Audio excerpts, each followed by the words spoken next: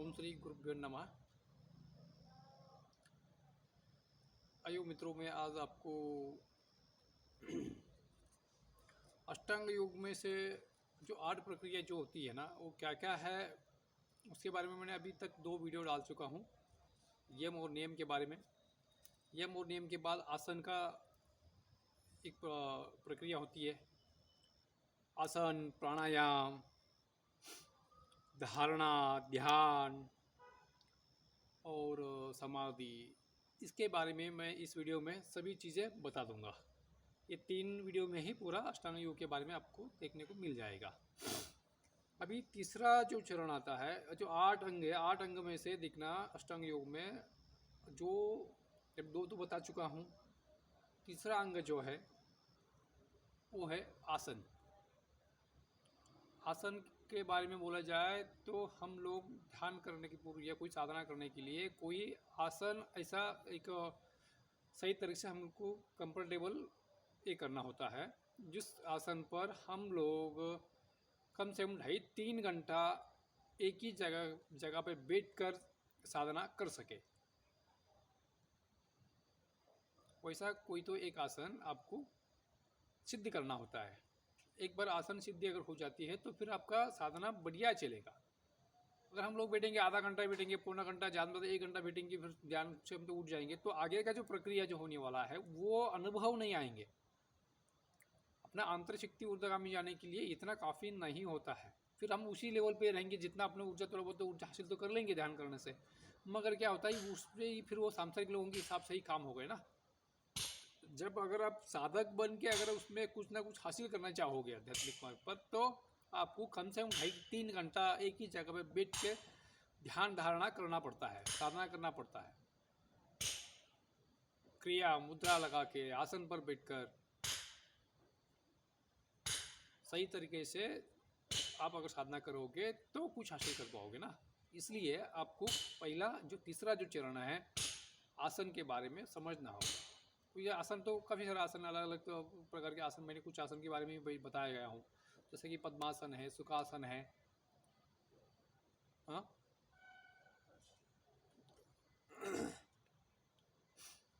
जैसा आप कंफर्टेबल जो बैठ सकते हैं। सिद्धासन है, अर्ध सिद्धासन, ऐसा अलग अलग तो मैं आसन के बारे में आपको बताया हूँ। तो उस आसन पे लगाकर आप बैठो, कंफर्टेबल बैठो। एक ही आसन ऐसा समझो कि वो आसन लगाते ही आपका ध्यान कनेक्ट हो जाए। तो एक आसन अगर सिद्धि आपको पहले हो जाए तो उसके बाद आपकी साधना ऐसा चलना चाहिए कि समय निकाल कर, जब ब्रह्म मुहूर्त हो तो ब्रह्म मुहूर्त, या संध्या के समय हो, या किसका कोई रात को समय मिलता तो रात को समय करिए। तो योगी रात को समय भी जागता है, इसलिए आपको सही समय निकाल कर साधना के मार्ग पथ पर चलते हुए अष्टांग योग का अनुसरण करते हुए आप अगर साधना करोगे तो ज़रूर 101% आपकी भीतर की एनर्जी जाएगी बिना रहेगी नहीं। अपने आप को एकदम अच्छा सुव्यवस्था के स्थिति गति से आप वो खुद की घोषित करोगे, एकदम अच्छा आनंद की अनुभूति भी मिलेगा। बहुत सारी चीज़ें ऐसा परिवर्तित हो जाएगी। खाली हम सोचने से नहीं होगा, कुछ ना कुछ करके ही अनुभव पाया जा सकता है। हम लोग अपना काम हो गया, ये हो गया, मगर उसमें रह गए, फिर कोई ये चीज़ हासिल नहीं हो पाएगी। अगर आध्यात्मिक मार्ग पर आपको प्रगति करना है तो एक चीज़ें तो कुछ ना कुछ चीज़ें तो आपको छोड़ना पड़ेगा। कुछ पाने के लिए कुछ तो खोना पड़ेगा ही ना। आध्यात्मिक मार्ग पर आगे चलने के लिए संसार में रहते हुए भी आप ये साधना कर सकते हैं। ऐसा कोई ज़रूरी नहीं कि अभी हम साधना करने लग जाएंगे तो हम लोगों को या घर परिवार छोड़ के भागना पड़ेगा, ऐसा नहीं। ऐसा कोई चीज़ ज़रूरी नहीं है। सब बहुत ही विरले लोग होते हैं, ये वो आगे की उच्च कोटि की साधना करने के हिसाब से वो घर त्यागते हैं और चीज़ें करते रहेंगे। ब्राह्मण जैसा किया, या जैसा कि पूरा कंटिन्यू 24 आवर्स भी पूरा साधना मार्ग पर पद पद चलते हैं, तो वो खुद होके तो नहीं चल पाएंगे। ये सब चीज़ें सबके साथ नहीं हो। कोई कोई व्यक्ति जो है ना उसी कार्य के लिए ही वो पैदा हुआ है ना, तो वो वही कार्य करेगा। भले हो उसके पहले वो भले संसार में, वो संसार जीवन के अगर आचरण में भी अगर है, तो कुछ समय होने के बाद वो चीज़ें होने वाला ही है। कुछ समय आने के बाद जो जिसके लिए आया वही कार्य करेगा। हम लोग जन्म ऐसा तो नहीं लिया है कि कारण शरीर से है ना। भोग चाहे वो शरीर है, जो भी हमारा प्रारब्ध है उसे भोगने के हिसाब से हम लोग आए हैं, तो उस चीज़ को करना ही पड़ता है। इसलिए हमको ये यम और नियम के बारे में समझकर, अष्टांग योग के बारे में समझकर साधना करने से आपकी आंतरिक शक्ति बढ़ेगी, आपको सफलता ज़रूर मिलेगा। इसलिए मैंने आपको पहले से ही बताया। अष्टांग योग में अभी मैंने 3 चरण के बारे में मैंने बता दिया। अभी रहा चौथा चरण जो है प्राणायाम है, कुंभक, रेचक, पूरक। ये करने से क्या होती है, आपकी आंतरिक शक्ति ऊर्ध्वगा में जाने लगती है, आपके शरीर ऊर्जामय शरीर होने लगता है। बहुत ही अद्भुत शक्ति के आविर्भाव आपको होगी, बहुत ही अच्छा आनंद की अनुभूति होगी, एकदम बढ़िया तरीके से आपका प्रगति होगी, उन्नति होगी, बहुत सारी शारीरिक समस्या है दूर होंगे। नाड़ी शोधन, कुंभक, रेचक, प्राणायाम, ये चीज़ें करना चाहिए। चौथा प्राणायाम रहा। पांचवा प्रत्याहार। हम लोग क्या खाते हैं तो देखना पड़ेगा ना।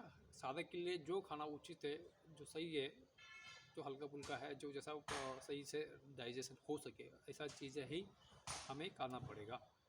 कोई अगर तामसिक चीज़ नहीं खाना है, शुद्ध खाना खाना चाहिए, और शुद्ध दृश्य देखना चाहिए, शुद्ध वाणी सुनना चाहिए।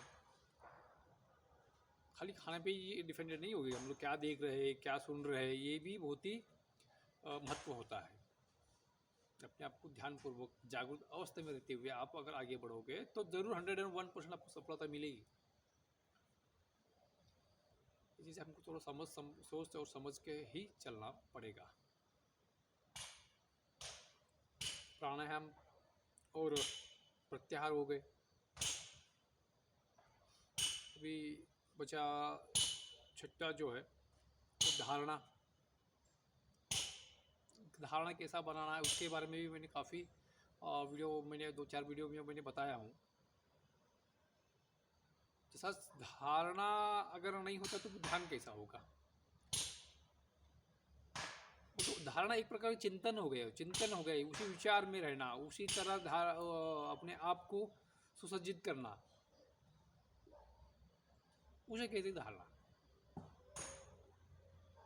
भक्तिपूर्वक, भावपूर्वक, समर्पण पूर्वक जो हम किया वो जो कर रहे हैं उसको धारणा ही कहेंगे ना। तो फिर उसको वो चीज़ें करते हुए फिर ध्यान करना पड़ेगा। 7वां अंग जो है वो ध्यान है। छठा धारणा, 7वां ध्यान। ध्यान के बारे में मैंने बहुत सारे विषय आज तक बोल ही चुका हूँ। नियमित रूप से ध्यान करना, ये 7वां अंग है। 8वां, ये सब चीज़ें आप करोगे तो 8वां तो क्या है, ऑटोमेटिक को लगी जाएगी समाधि।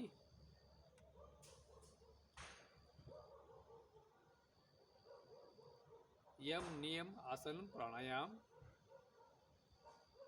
प्रत्याहार, धारणा, ध्यान और समाधि, ये अष्टांग योग में ये 8 प्रक्रिया, ये 8 अंग है। ये चीज़ करने वाला व्यक्ति परिपूर्ण योगी के रूप में अपने आप को सिद्ध कर लेगा। इसलिए इस चीज़ें समझो, सोच समझ कर एक आप हर चीज़ें करते रहो। आप वीडियो देखो, एक बार देखने से हर चीज़ समझ में नहीं आएगा। एक या 2 बार देखो, 3 बार देखो तो पूरा समझ में आएगा। हाँ, ये वो तो अपना अष्टांग योग के बारे में ये जो तीसरा वीडियो है, तीनों वीडियो आपको देखेंगे तो अष्टांग योग के बारे में आप समझ पाओगे। मैंने ऐसे उसमें मेंशन किया हूँ, अष्टांग योग पहला पार्ट और दूसरा पार्ट और ये तीसरा पार्ट, ये 3 पार्ट में ही अष्टांग योग के बारे में संपूर्ण मैंने बताया हूँ। पहला जो पार्ट है यम के बारे में है, दूसरा जो नियम के बारे में। बाकी जो 6 पार्ट है एक ही वीडियो में मैंने सब चीज़ें आपको बता दिया, क्योंकि इसमें ज़्यादा विषय तो है नहीं है। एक ही वीडियो थोड़ा बड़ा हो जाए कोई दिक्कत नहीं, मगर इसमें ही मैंने सब आपको बताया है। आपको ये तीनों वीडियो देखोगे तो इसके बारे में आपको समझ में आएगा। देखो और समझो और इसका आचरण करते हुए अपने आप को ऊपर उठाओ और अपने आप को एक अच्छा साधक के रूप में प्रस्तुत करो। जय बाबा जी, कल्याण हो, सबकी मंगल हो।